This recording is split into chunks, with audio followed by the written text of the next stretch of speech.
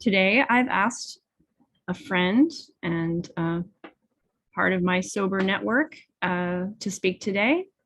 And you probably all know him, or many of you know him, Dan W. in Seattle. Welcome. Hi, everybody. I'm Dan. I'm a recovered alcoholic. And hang on, let me get my face off of this screen. Oh, my goodness gracious. Anyway, good to be here. Thanks for inviting me, Bridget. And thanks to all of you for being part of my recovery these last 18 months, almost 24 months. I came here out of traditional AA for 36 years. And okay, Bridget, my sound is shaky because I'm here to tell you these Aeropex headphones, they don't do well when they've been through the washer. So I'm gonna switch these off. It just happened yesterday. I'm gonna switch these off and just go to audio on my laptop. Hang on 1 second, please.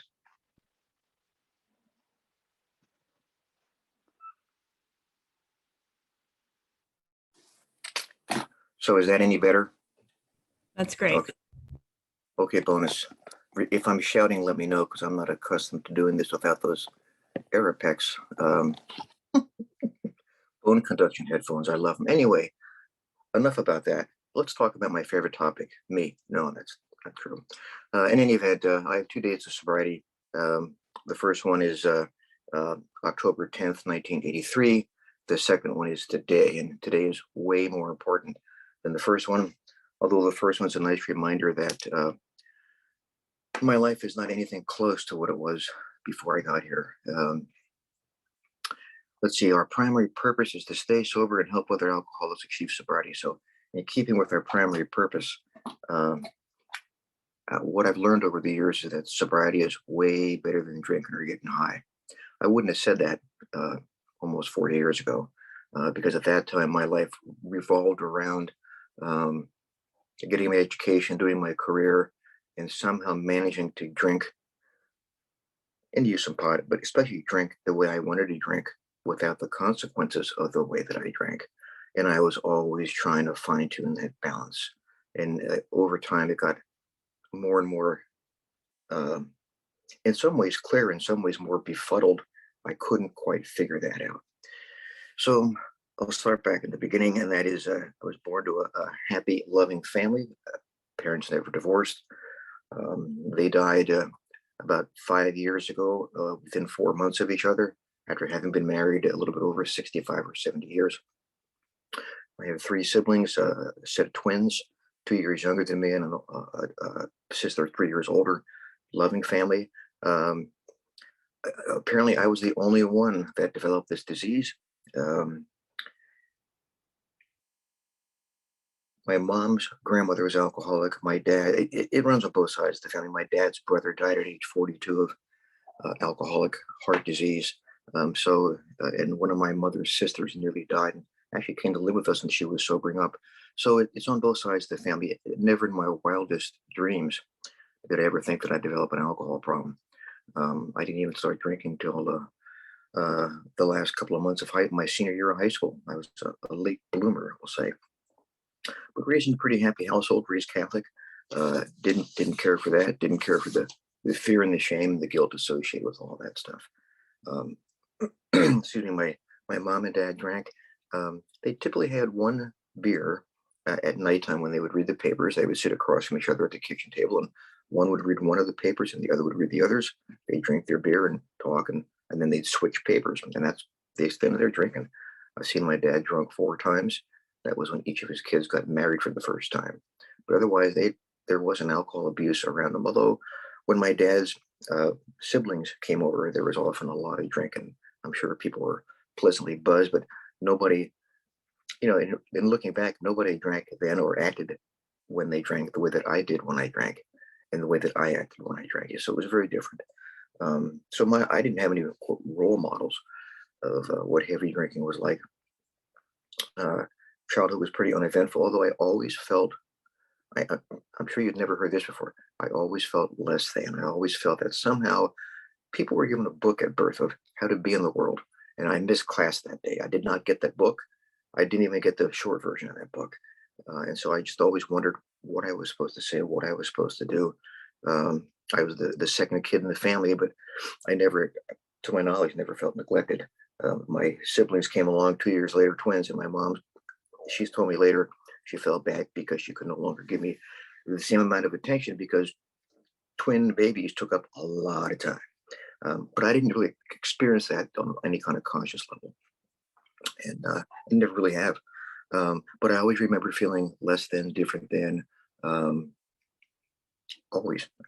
Last kid picked for the baseball team, all that usual shit. I was 6 or 7 years old when the neighborhood boys started some sexual abuse. I'm not going to get into all that because this is about drinking, and I'm not convinced that that had anything to do with my drinking. It was just part of what happened to me. Um, and then, finish. In high school, there were basically three groups of kids. There were the kids that were the academics. That was my group. There were the kids that were the shop class and knew all about cars and motors. And then there was a third group of kids that hung out in the bathroom and smoked pot. And I was in the academic class, so that's what I did. I became really good at learning. That's what I became good at. Um, and I also became good at not letting people know that I was less than. Became really good at. It was really important for me to not have other people find out that I knew less than them, et cetera, et cetera. And that I became pretty skilled at that too. Yeah, in any event, like I said, I didn't start drinking till my senior year of high school. Went out with a couple of buddies to a cabin that one of their dads owned up in the Pocono Mountains in Pennsylvania, and we took 2 cases of beer. And the first night we sat there, the first time I ever heard the Who play the Tommy Rock opera on like quadraphonic stereos, and I first time I ever got drunk, and there was times during that first night that I was just stunned how wonderful I felt and so at ease and peace of mind and didn't feel less than, and all the stuff you hear at meetings. And but it was like, sounds cliche at times when I think about it, but it just everything was right with the world. And of course, I've always loved music, so I was like plugged in to Tommy. And but as it turns out, that night was actually a preface for what was to come, and that is I was awoken in the morning, like 3 in the morning, by them slapping a cold, wet washcloth on my face that like it made me come to. It turns out that I was fighting with one of my closest friends over the last piece of pizza, and I picked up a fork and tried to stab him in the face. I have no recollection of this, thankfully, blissfully. But they told me about it later, um, uh, and I didn't know what blackouts were at that time. I just figured when people drank heavy, that's what happened. I mean, just one of many. But of course, the hangover the next day was terrible.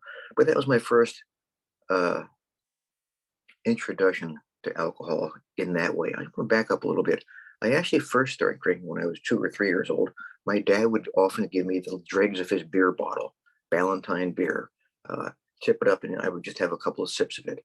And I don't remember much about any kind of effect. I remember the fizziness in my mouth and the back of my throat. To this day, I don't care for water. I want bubbly water. I want, or as the Europeans call it, fizzy water, or water with fizz. Um, but the first time I really drank was in high school. And what I remembered of that event was, number one, I felt terrible the next day. But more importantly, it was the first time I felt right with the world. And that really stuck with me.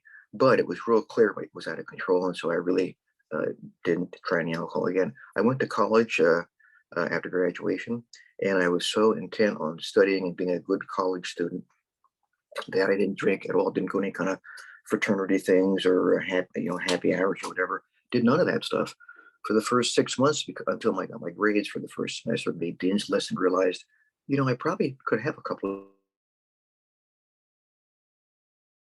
We started going to the fraternity happy hours, and I discovered that I really liked the effect of alcohol. I really liked it, but even early on, I had to really be careful because the way that I liked to drink wasn't the way my friends would like to drink, and I had to, from the very beginning, try to control it. Never understood that. Just knew that uh, it, it wasn't as much fun for me because I was always cautious about how much I drank, and when my nose would get numb, that was my cutoff sign. That was it. Now, I have no idea what the blood alcohol level correlation is to a numb nose. I just know that for me, if I drank past that face and then this part of my face would get numb, that was not a good thing. Typically, when that happened, I wouldn't remember what I did the next day. I'm going to fast forward a bit here. And then, so college, I discovered also in my sophomore year, by that time in the summers, I was working at a country club as a bus boy and a waiter. And then after hours, we would, of course, raid the bar and, uh, and drink. And I was introduced that summer to pot, and I had always been opposed to that because, pot kills people. It's a gateway drug. And my mom and dad were so against it, but I discovered I really enjoyed that as well. But it was the alcohol that primarily drove it. So I went through college that way, intermittently drinking and smoking, and getting drunk multiple times in college. I'll tell you one episode of about my I was a hall resident, so you kind of like help the other students, get through the college years. And uh, we had a party here a couple months ago. I told this story. My daughter looked at me like, "What?" My daughter's 33 years old now, has never seen me drink. Thank you, universe.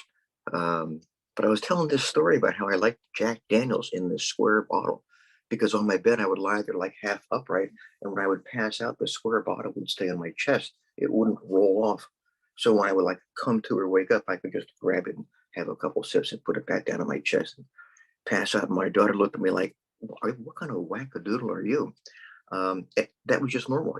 I never experienced that as anything weird. It just that's what I did. I don't know what anybody else did, but that's what I did. And so graduated college, applied to medical school, didn't get in the first year because I applied too late. So I loaded trucks in a furniture warehouse for a year and 3 months, where on the way down at the job, we worked middle shift. On the way down at the job, the three of us that did that shift would get high and or drink, go to our jobs and load trucks. It was so silly. We had the lowest um, damage rate of anybody in that warehouse plant. But we were always loaded one way or the other.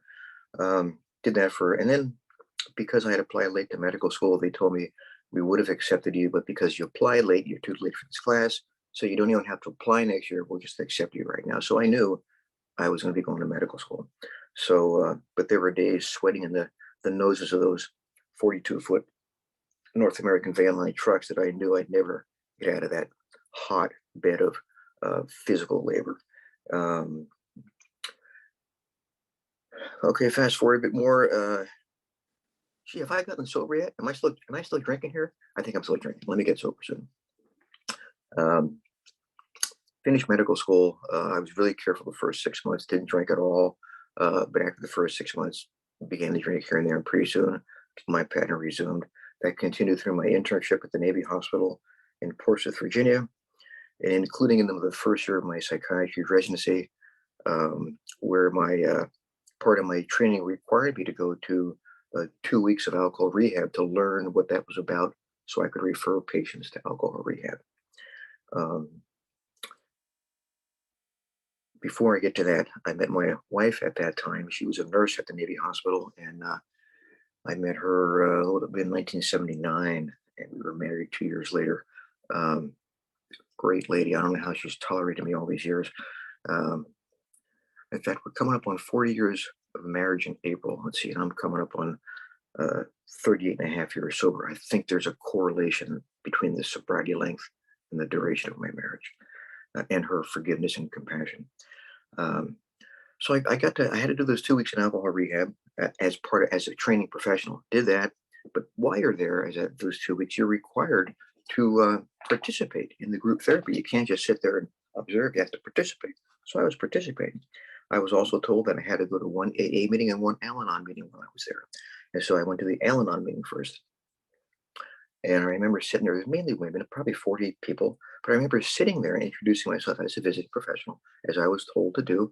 And as I was listening, I would hear these ladies talk about their boyfriend or their husband or their ex or their dad and describe the drinking behavior. And then in my head, I'm thinking, yeah, I've been doing that since college. Yeah, I've been doing that. Oh, yeah, I've done that. And then they would say the word alcoholic or alcoholism. And I'd be like this disconnect. Well, it can't be that because I'm not an alcoholic, even though I've done those behaviors. But the whole evening was like that. And it got to be real clear that they were somehow following my movements or tracking my phone records. They were listening in. as they would describe these behaviors. And I sat there feeling really paranoid, like some of these ladies, something was going on that they knew about me. And I remember thinking, well, let me think. Holy shit, paranoia. There's only two things at that time that thought the cows caused paranoia. One was alcohol and drugs, and the other was Freud's theories that paranoia was a form of latent homosexuality. And I thought, so either I'm gay or I'm an alcoholic, and that's kind of how my brain was at. And in hindsight, I would say I was nuts. At the time, I was like terrified of what the fuck is happening in my life and in my head. I left the meeting, of course, went home and drank. And but the next day, I told the counselor what was going on, and he asked me some questions about my alcohol use. And a couple of nights later, I had an interview with the director of the program, and he asked me a bunch of questions. And within a few minutes, I was crying because I couldn't. He was asking me these questions about how I felt my life was going. I finally confessed, when I start drinking, I can't stop. And within, I don't know what period of time, but I knew after a while I was just sitting there crying and there's snot hanging down from my nose. And he looked at me and he said, "Look at you, Dan. You're a fucking mess. And you're going to take care of patients like this?" And I just crumbled. Um, a week later, I was an inpatient at that program for 4 weeks at the same hospital where I had worked for 2 years as a doctor. And when I graduated that 4 week program, I still had 2 more years to go of my training in that same hospital. And I could tell you a whole lot of stories about what that experience was like being a doctor in the alcohol rehab, but I won't. I was only one of two officers there. Let's just say that partway through the treatment, I asked the question. The counselor said, "Does anybody have any questions?" And I put my hand up and I said, "Yeah, when are we going to get the class that teaches us how to drink responsibly?" And everybody laughed except me. Now I'll tell you, when people around me are laughing and I'm not laughing, they're laughing at me. And I was just mortified. And that's when he said, "This is all about not drinking, Dan." And I made the mistake of being honest and said, "Well, I volunteered to be here." And he looked at me and he stopped. The room got deathly silent. He said, "Dan, when the flames are licking your ass, we don't call that volunteering." Who knew? Anyway, I finished that treatment, went to meetings pretty much 3 or 4 times a week, but I never worked the steps. The last week in treatment, they said start on your fourth step, the moral searching the fearless moral inventory. I didn't do that for who knows why. At the time, I thought I was in a psychiatry training program. I was getting plenty of that self look stuff. I didn't need to do that. Let's just say at 1 year sober, I relapsed to some pot again, and my buddy said, "Hey, Dano, do you ever try cocaine?" Well, no, I never really have. So try some of that. I was a nutcase that night. Thank God I never did that again. But it was always and foremost alcohol. And but I couldn't drink. I know I couldn't drink because the Navy would kick me out. There's no way I could pay them back all that money for training. So I stayed sober. 1 year again after that, before I rotated overseas to Okinawa, Japan, smoked some pot again with my former roommate, and um, and that was the last time I went overseas, saying that I had 2 years sober because I hadn't had any alcohol for 2 years. Was stationed on Okinawa, Japan, which is an island 12 miles wide and at its most part 60 miles long. And I was there for 3 years. Great experience, but and I'm sober. So my sobriety date at that time was October. I was claiming October of '81 until I met a guy that was sober, and he told me that when he loses his conscious contact with his higher power, he's no longer sober. And because I asked him about, well, I did smoke pot a couple of times. I said, "Does that count?" He goes, "Well," he said, "why don't you let that?" He asked me, "How do you really feel about smoking that pot?" I said, "Well, I probably shouldn't have because it really is a drug like alcohol." He said, "So how do you feel about it?" I said, "Well, I feel a little bit guilty." He said, "Why don't you let that piece of rust sit on your AA machinery and see what happens?" Well, if he'd have talked to me any other way besides a metaphor, I'd have just blown him off. I thought, boy, I know what rust does to machinery. So when I got back to Okinawa, I changed my sobriety date. So I've now been sober over half of my life, which is pretty interesting. I'm one year short of 70. I like saying it that way. I don't, but I've been sober over half of my life. My kids have never seen me drink. But I had a tough time with the whole God thing, which is what led me to you folks. I'd never really connected with a higher power, being raised the way that I was, with a shaming, fearing, guilt-inducing kind of God. Um, And so that never really felt right to me. But I did the steps and did all that stuff and seen therapists intermittently and this whole sobriety thing. When I finally started doing my steps, I was 3.5 years sober overseas, and there was a night when I hadn't been going to meetings for several weeks. We had a lot of inspections coming up at the Navy Hospital, and I was the department head of the psychiatry department, so we had a lot of prep work to do. So I stopped going to meetings for a while. Uh, but one night I was watching the movie Educating Rita, where Michael Caine is a professor, and he's showing this classroom. He's down there drunk, stumbling around, trying to write on the board, and the whole classroom was laughing. And I was sitting there in my pity pot, thinking, "Well, that's how the world looks at us. We're just a bunch of stumbling drunks." And my head said, I should just go get drunk." Well, I was on Okinawa, Japan, 10 o'clock on a Sunday night. There are no bars open on base. I didn't want to go out in the Okinawan community. My very next thought was, I'll kill myself. It went from I'll get drunk, oh, can't get drunk, I'll kill myself. And I thought, oh, where'd that thought come from? And that's ridiculous.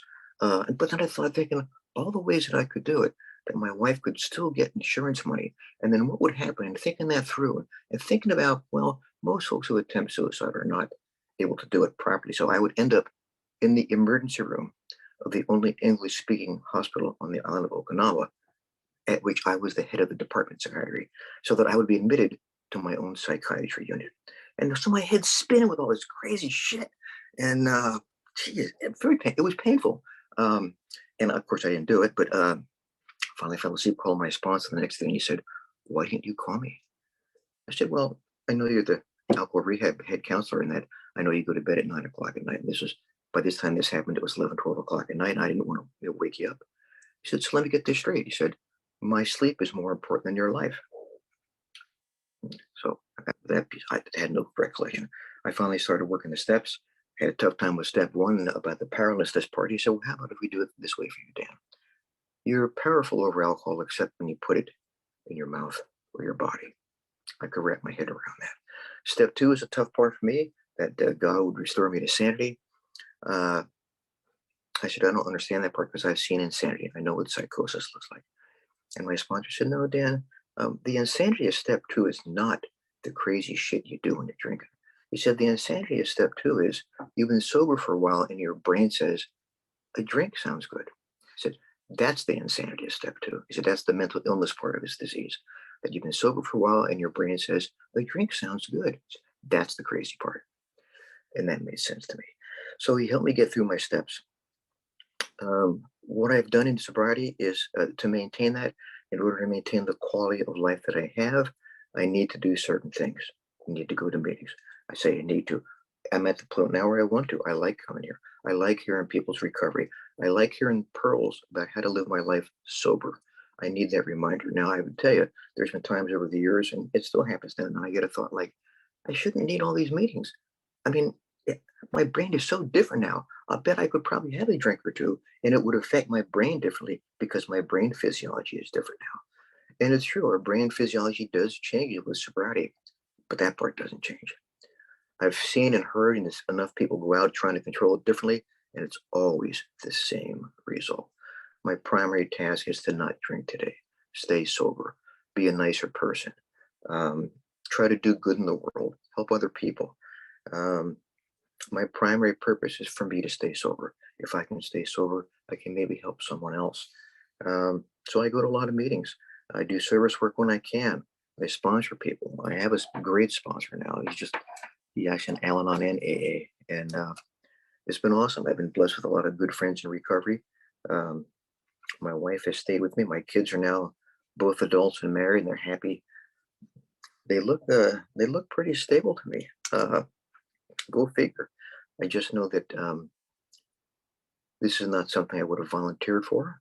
I can never remember in my high school going to my career counselor and saying, when I grow up, I want to become an alcoholic and be an active member of AA. Never crossed my mind. And, using the rectal spectroscope, best thing that ever happened to me was getting this disease and then getting sober. I certainly wouldn't have volunteered to get sober, and I did. And I was, ordered by my commanding officer. Um, but truly, it's been awesome. I have a lot of good friends in AA. My life is full of love and laughter, and and people like you.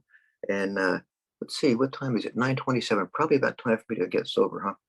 So I think at this point, I'm going to wrap that up and just thank you all for participating in my recovery. Being in SRG has these last 18 months, almost 2 years, has exponentially improved the quality of my life. I still go to traditional AA, and I have had the experience now of some of my traditional AA people kind of looking at me askance because when I say I don't believe there's a God, I don't just don't buy that. I mean, if there was really a loving, all forgiving God, why is there, pillage and rape and plunder and war and famine and all of that stuff? And the people that say, well, that God works in mysterious ways, I'm like, no, that's pretty sadistic if you ask me. So I just can't wrap my head around that stuff. What I can wrap my head around is love and goodness and those kinds of things. And there's still opportunity to help the world be a better place by being more of that kind of person. So I think I'm going to stop there, Bridget. Thank you so much for inviting me to share my recovery, which hopefully isn't over yet, but for today it is. For this part of me talking about it, today is. Thank you all so much. Thank you, Dan.